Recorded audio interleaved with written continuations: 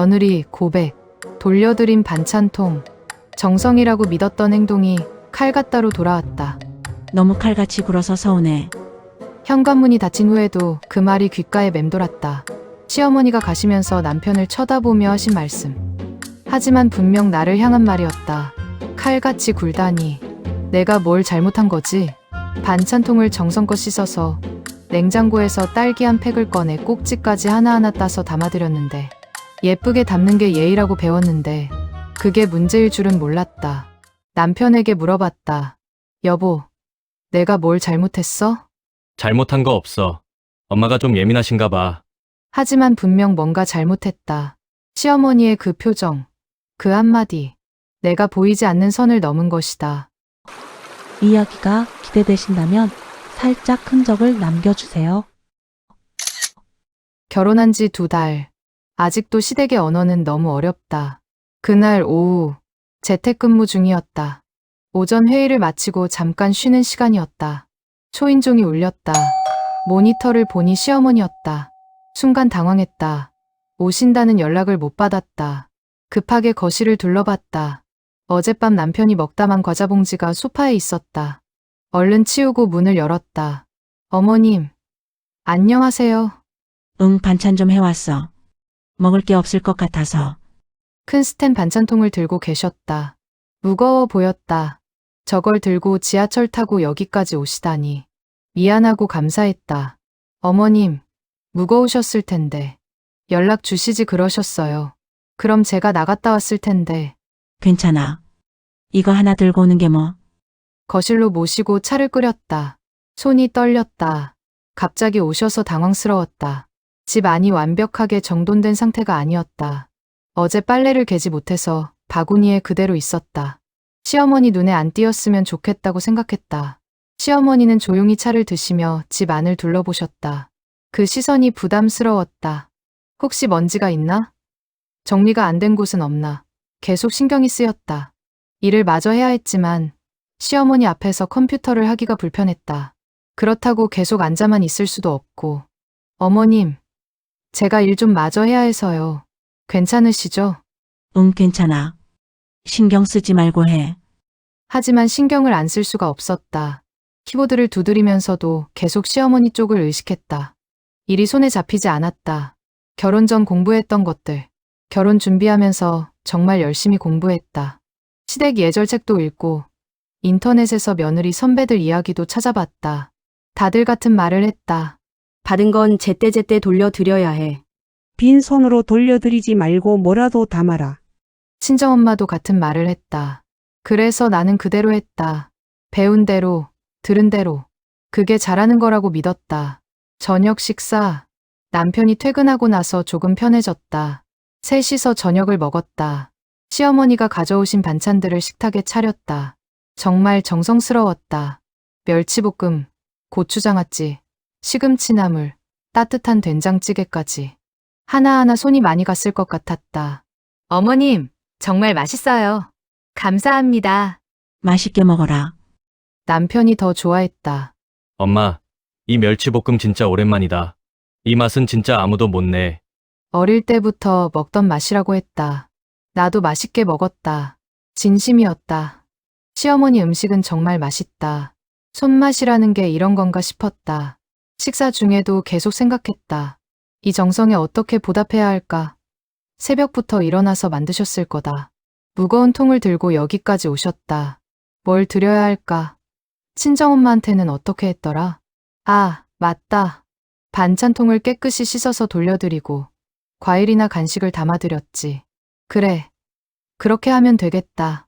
시어머니도 좋아하실 거야. 반찬통을 옮겨 담으며 식사가 끝나고 설거지를 시작했다. 며느리야, 내가 할게. 아니에요, 어머님. 제가 할게요.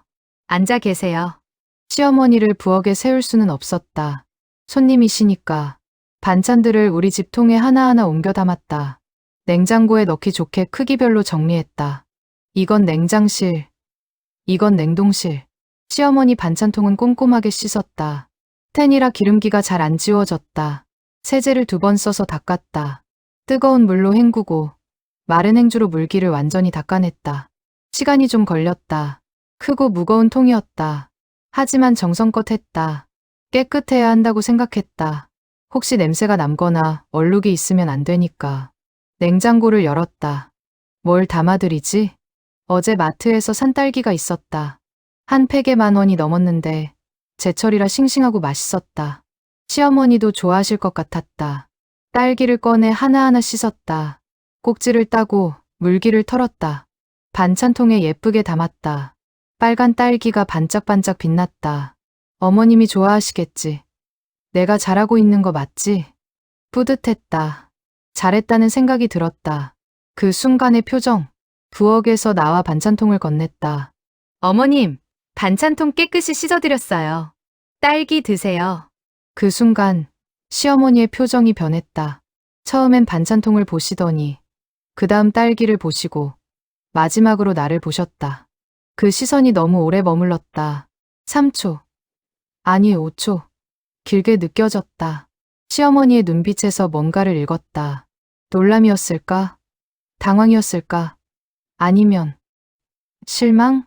손에서 반찬통을 받으실 때 손이 미세하게 떨리는 게 보였다. 아, 그래. 고맙다. 목소리가 평소와 달랐다. 작고, 낮고, 힘이 없었다. 뭔가 잘못됐다는 걸 그 순간 알았다. 하지만 뭘 잘못한 건지 몰랐다.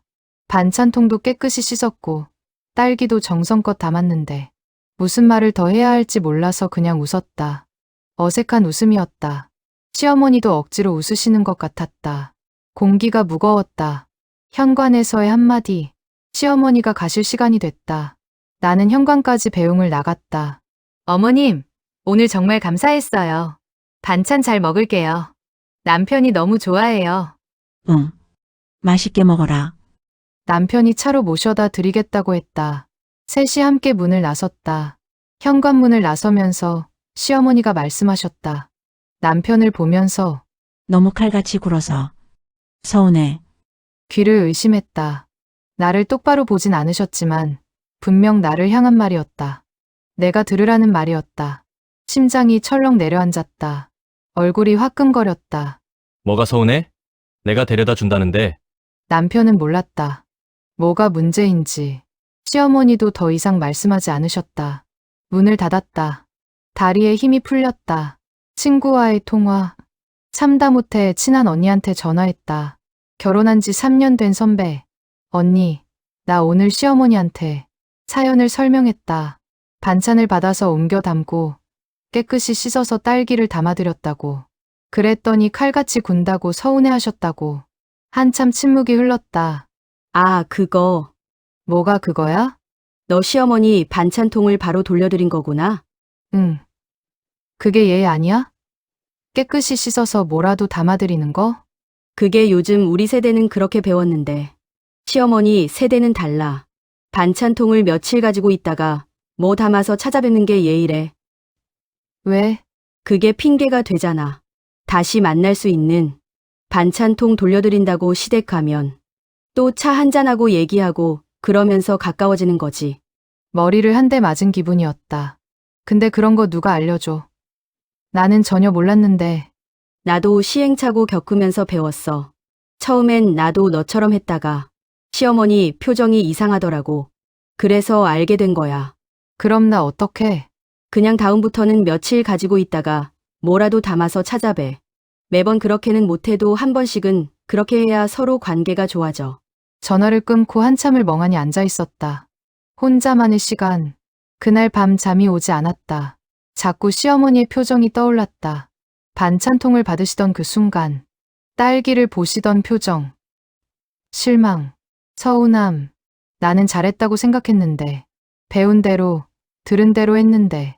그게 잘못이었다. 이불을 뒤집어 쓰고 울었다. 시집살이가 이렇게 어려운 건가? 아무리 잘하려고 해도 실수하고, 눈치 보고, 혼나고, 언제까지 이래야 하나? 남편은 옆에서 코를 골고 있었다. 남자들은 참 좋겠다. 조용한 깨달음. 며칠이 지났다. 시어머니한테 연락드려야 하나 고민했다. 아니면 그냥 넘어가야 하나? 뭐라고 말해야 할지 몰랐다. 반찬통을 바로 돌려드려서 죄송해요. 너무 이상하잖아. 그냥 다음에 행동으로 보여주면 되는 거 아닐까? 반찬통을 며칠 가지고 있다가 내가 뭔가 담아서 찾아뵙는 거. 말로 하는 것보다 그게 더 나을 것 같았다. 그래. 다음에는 그렇게 하자. 시댁 예절책에 없는 것들. 그날 이후로 깨달았다. 시댁 예절은 책으로 배울 수 없다는 걸. 인터넷 카페에서도 정답을 찾을 수 없다는 걸. 집집마다 다르고, 시어머니마다 다르고, 상황마다 다르다. 어떤 시어머니는 빨리 돌려드리는 걸 좋아하시고, 어떤 시어머니는 천천히 가지고 있다가 찾아오는 걸 좋아하신다. 어떤 며느리는 자주 연락드리는 게 효도고, 어떤 시어머니는 그게 부담이다. 정답은 없다. 그냥 우리 시어머니가 원하시는 게 뭔지 하나하나 배워가는 수밖에. 그게 결혼이고, 시집살이구나. 남편과의 대화. 남편한테 말했다. 여보, 나는 시집살이가 이렇게 어려운 줄 몰랐어. 응? 뭐가 어려워? 반찬통 하나로도 이렇게 신경 써야 하잖아. 아, 그거 나도 몰랐어. 미안. 당신도 몰랐으면서 왜 나한테는 잘하라고 해? 미안, 앞으로는 내가 엄마한테 좀 말씀드릴게. 내가 모르는 건 당연한 거라고. 아니야. 그럼 어머님이 더 서운해하실 거야. 내가 배워야지. 그래도 신경 쓰이게 해서 내가 미안해. 괜찮아. 나도 어른이잖아. 배우면 되지. 남편이 안아주었다. 고마웠다. 내 편이 되어줘서. 에필로그. 배워가는 중. 며칠 후 마트에서 장을 봤다. 신선한 고등어가 눈에 들어왔다. 시어머니가 생선을 좋아하신다고 남편이 말했었다. 고등어를 사서 집에 와서 졸였다. 서툴렀다. 요리를 잘하는 편이 아니라 레시피를 보면서 만들었다. 간이 맞는지 모르겠다. 비린내는 안 나는지 걱정됐다. 하지만 최선을 다했다. 시어머니가 주신 스텐 반찬통에 담았다.